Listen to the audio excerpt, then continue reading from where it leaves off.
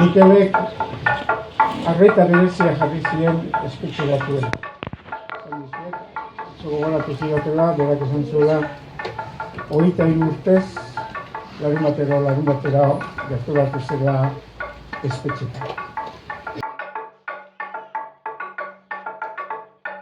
Bueno, primero agradecer a los grandes monstruos que digo yo que lucharon contra la droga, Iñaki Aldavalde, Balenchi, Chus Congil, Mikel Buenaga y varios más, que gracias a ellos, algunos como yo, estamos vivos. Si no fuera por gente así, a saber dónde estábamos y dónde está mucha gente que ahora está dentro, en la calle, donde sea.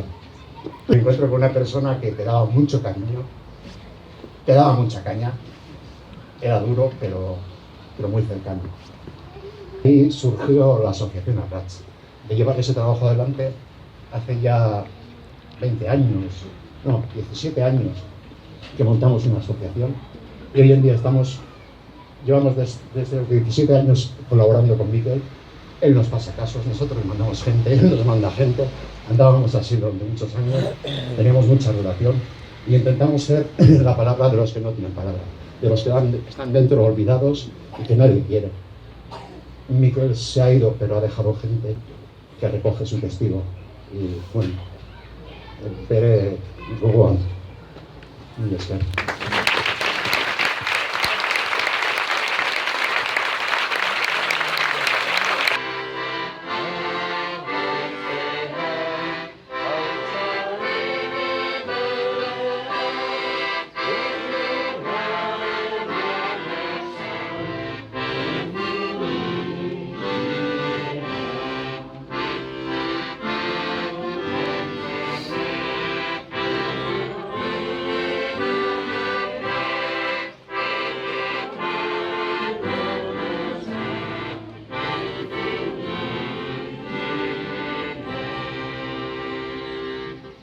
Hunkigarriak ez, no?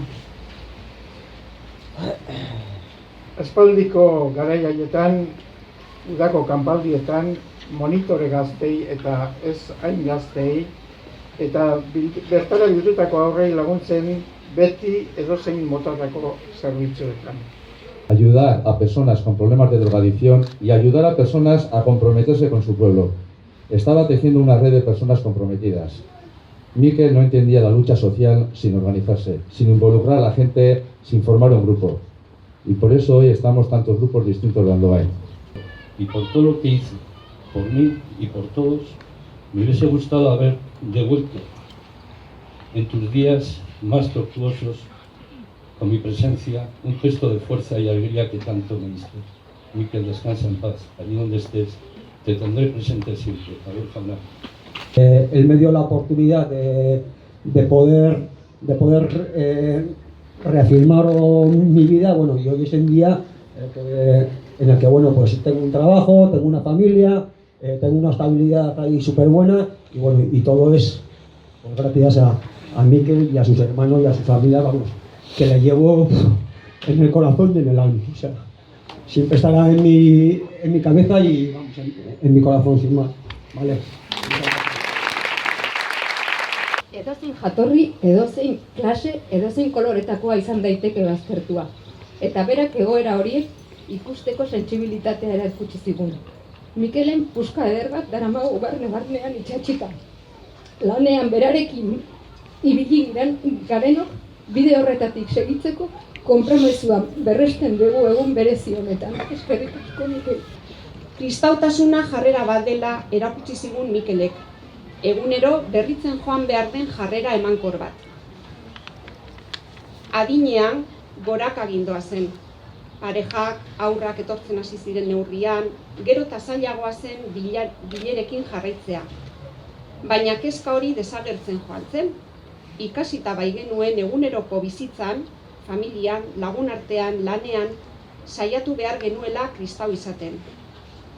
Kristautasuna ez da titulo bat, eguneroko bizitzako jarrera baizik.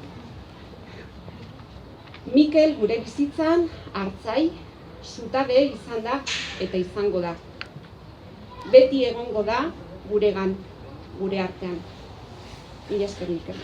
Mira, ni Mikel oso berandu ezagutu dut bidean, Jose eta hauekin lanean ezagutu dut, eta gaur ni martutenen izan naiz, eta han batzuei esan diet nola nentorren honena, eta esan diete, eramaiezu gure besarkada ere. Horretara xe bakarrik. Mila esker.